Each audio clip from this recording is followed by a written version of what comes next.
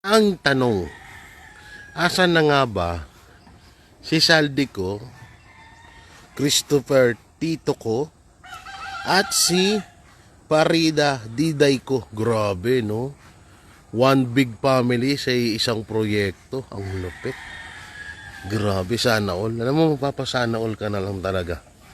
Biruin mo, lahat sila, kontraktor. Lahat sila, oh. Oh, eto basahin natin.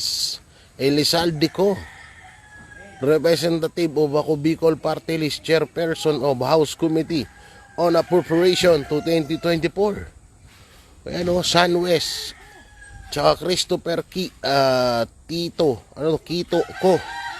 Oh, Parida Diday ko. Oh, PS Co Builders and Supply. Grabe, no? Lupit. Sana all. Kaya talagang alam mo kaya ang bilis ng pagyaman ng Sa totoo, dati pa naman talagang sinasabi ang bilyonaryo ang mga ko. Pero mas naging bilyonaryo sila ngayon. Grabe, lintik ang pagiging yaman nila talaga. Panging 1 milyon.